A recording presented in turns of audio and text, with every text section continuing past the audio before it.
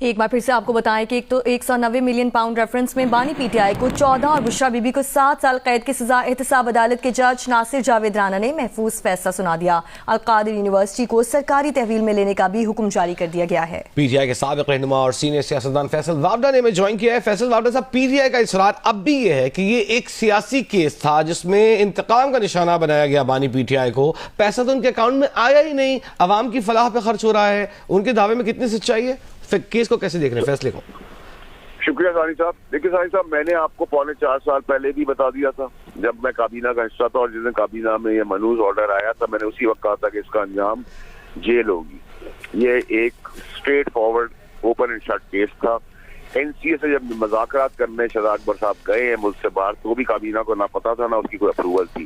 सब कुछ कर करा के आकर जब ये एजेंडे का हिस्सा भी नहीं था उस दिन इसको जबरदस्ती बुलाया गया, लाया गया, सील एनवेलप को साइन करवाया गया। एनसीए ने कहा पाकिस्तान का पैसा है, आप क्या कहते हैं, ट्रांसपेरेंसी इंटरनेशनल ने कहा पाकिस्तान का पैसा है, इस पर करप्शन हो रही है। उसके बाद जो फवायद दिए गए वो आपके सामने है। 460 बिलियन देने थे हाई कोर्ट में, सुप्रीम कोर्ट में। ये मिसाल के तौर पर 100 अरब रुपए अलग से थे, यानी कि 560 थे, लेकिन उस खौ को एडजस्ट कराया गया, 360 हुआ। 100 अरब का नुकसान हुआ पाकिस्तान को। उस 100 अरब के लिए कोई भी कारोबारी 8-10 अरब देगा, वो फायदे उठाए गए। और इमरान खान साहब 2018 से पहले बेईमान चोर नहीं थे। जमायमा साहिबा से $1 ले सकते थे, अपनी तलाक के टाइम पे नहीं ली उन्होंने। 2018 का उनकी जिंदगी में उनकी बेगम साहिबा आ गई। उन्हीं की बेगम साहिबा के बाद ये करप्शन के केसेस भी हुए, चोरी चकारी, बारधार, कत्लो गारत, जलाओ घराओ की भी सारी कहानियां शुरू हुई। इमरान खान साहब तब्दीली से तब्दील होते चले गए। और ये मैंने आपको पहले वक्त से पहले कहा था कि दोनों अरेस्ट होंगे, बीबी अरेस्ट होंगी, वो भी आज अरेस्ट हो गई हैं। और आज जो पीटीआई का मुज़ाकरात चल रहे गवर्नमेंट के, दोनों पार्टियां पीटीआई और गवर्नमेंट दोनों ये चाहती है इमरान खान साहब जेल में रहे ताकि वो इक़्तिदार के मजे ले सके पीटीआई वाले। उस वक्त कामयाब हो रहे हैं। जो टीओआर जो चीजें बताई गई है वो नॉन स्टार्टर है, मैंने पहले तो आपको बता दिया था। अब ये मुज़ाकरात रुक जाएंगे। कल ये तासुर दिया गया कि फौज के साथ बात हो गई है, मुस्बत हुई है, और मैंने कहा था मुस्बत और मुसीबत में सुबह तक का फर्क है।